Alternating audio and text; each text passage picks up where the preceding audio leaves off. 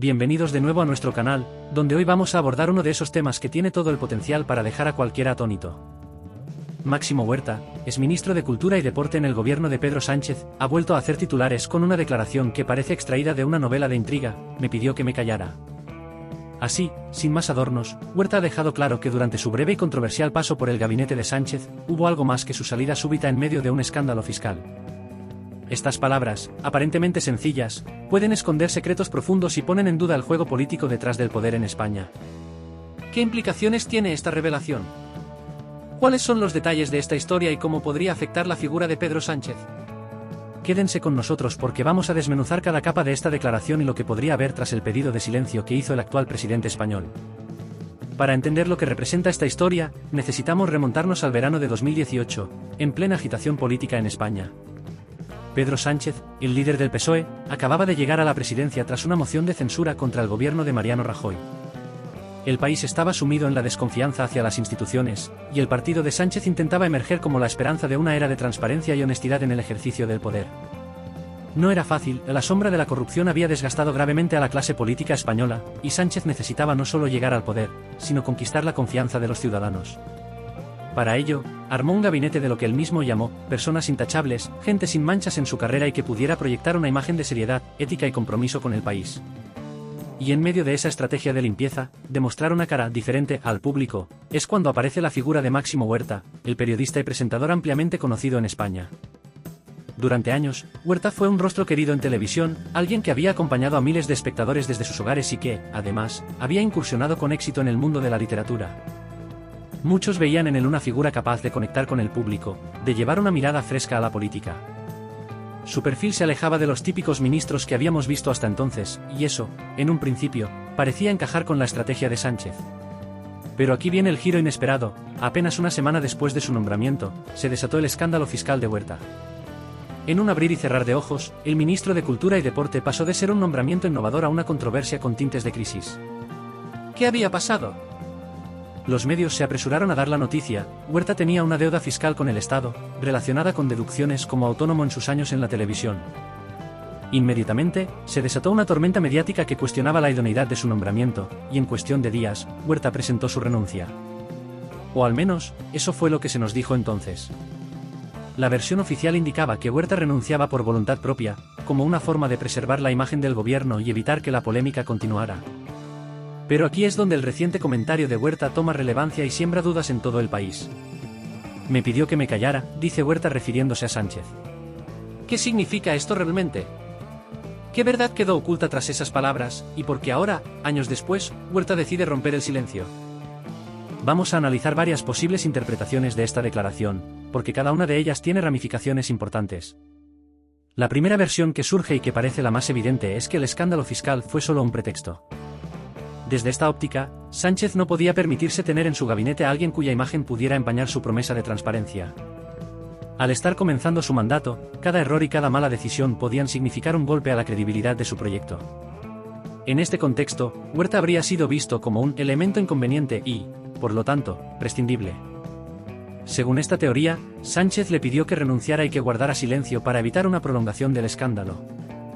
No se trataba simplemente de quitarse a Huerta de encima, sino de controlar el relato, de minimizar el daño mediático, de asegurar que ningún detalle que pudiera empañar la imagen de su administración saliera a la luz. El pedido de silencio sería, en este caso, una estrategia de contención para proteger al gobierno. ¿Pero realmente era necesario un silencio tan férreo si se trataba solo de un tema fiscal? Aquí surge una segunda teoría que plantea que el escándalo fiscal fue solo la superficie de algo más profundo, algo que Sánchez quería evitar que Huerta revelara. Es posible que en sus primeros días en el gobierno, Huerta hubiera tenido acceso a información sensible, o que hubiera visto dinámicas internas que podrían ser comprometedores. La política, como sabemos, no es solo lo que vemos en los discursos y en las decisiones oficiales. Muchas veces, detrás de los ministerios y las reuniones del gabinete, existen tensiones, conflictos de intereses, en algunos casos, decisiones que no se alinean completamente con el interés público. Según esta teoría, el pedido de silencio a Huerta podría estar relacionado con algo que el exministro sabía o que podía haber revelado, algo que podría haber expuesto los engranajes internos del poder y puesto en duda la autenticidad de la transparencia que Sánchez prometía. Aquí vale la pena hacer una pausa para reflexionar sobre la importancia de la lealtad y el silencio en el ámbito político. En muchas ocasiones, las decisiones de renuncia o despido van acompañadas de una especie de código de silencio, en el cual se pide al afectado que no hable de ciertos temas, que no revele detalles que puedan comprometer al líder o al equipo. Pero en este caso, la frase de Huerta no sugiere simplemente un acuerdo tácito, sino un pedido directo del presidente, algo que es muy diferente y más contundente. Esto levanta aún más sospechas sobre la transparencia real de Sánchez y sobre si realmente estaba comprometido con la ética que tanto proclamaba.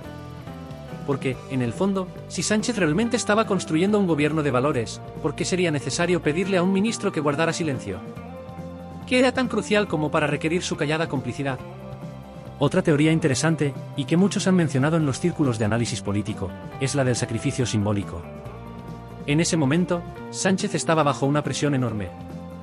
Había llegado al poder con una moción de censura, en un escenario convulso, y necesitaba legitimarse frente al país. Necesitaba demostrar que él y su equipo eran diferentes, que no repetirían los errores del pasado.